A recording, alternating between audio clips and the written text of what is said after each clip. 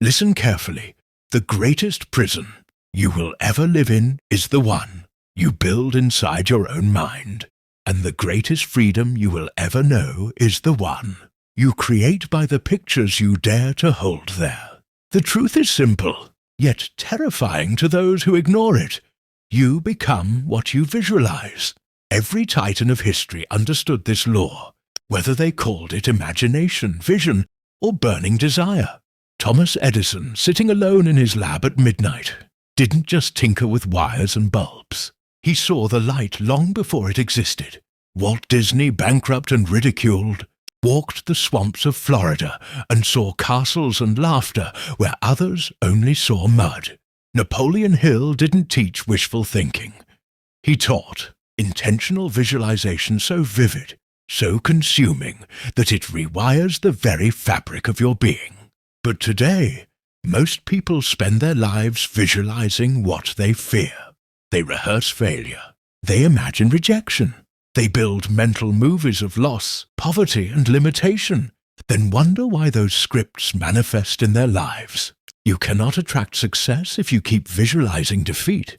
You cannot build wealth while seeing yourself as broke.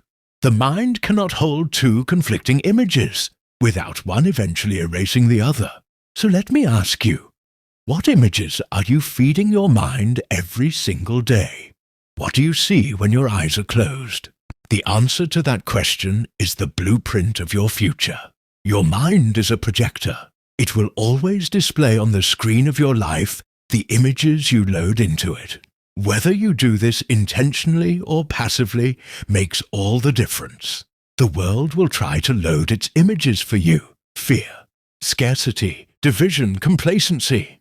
But the great ones seize the real. They control the picture. They build castles in the mind long before they rise from the ground. They become what they see. This is not a shallow motivational trick. This is not a weekend exercise to feel good. This is the discipline of life-shaping vision. Andrew Carnegie did not simply wish for wealth. He saw it in every breath, in every step, in every decision. His vision became his compass, his language, his identity. He became his vision because he refused to become anything else. But vision without belief is hollow. You must believe that what you see is not just possible, but inevitable. Belief is the bridge between visualization and manifestation. When Henry Ford declared he would build a motor car affordable for the common man, the world called him insane. His own engineers told him it could not be done. But Ford's mind was already driving that car. He saw it, he lived it, and because he saw it so vividly, the world eventually had to catch up. Belief is not a passive feeling. It is forged through repetition, through relentless rehearsal of the vision, until your nervous system accepts it as truth. If you see it once, you may forget it. If you see it daily, with burning intensity, you will become it. The subconscious mind does not argue with the images you feed it. It simply obeys. But vision and belief alone are not enough. Clarity is the sword that cuts through confusion. Most people have vague wishes. They want success. They want happiness. But what does that look like? Where is the detail? Clarity sharpens the image. It paints the vision in high definition. Without clarity, the mind is aimless. Without clarity, the vision fades. When Steve Jobs imagined the iPhone, he didn't visualize a better phone. He saw the device in his hand. He saw the screen. He saw the interaction. He saw the future, pixel by pixel. That is the power of clarity. It directs your energy like a laser beam. It gives your mind an address to reach. You cannot arrive at a destination you cannot see. And when you have clarity, discipline must follow, because the path to your vision is not paved with ease. It is carved through repetition, through consistency. Through the days you don't feel like moving forward, but do anyway.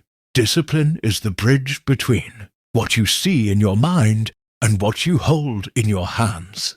The disciplined person wakes up each day and aligns their actions to their vision. They do not wait for motivation. They do not seek comfort. They are moved by the gravity of their own purpose.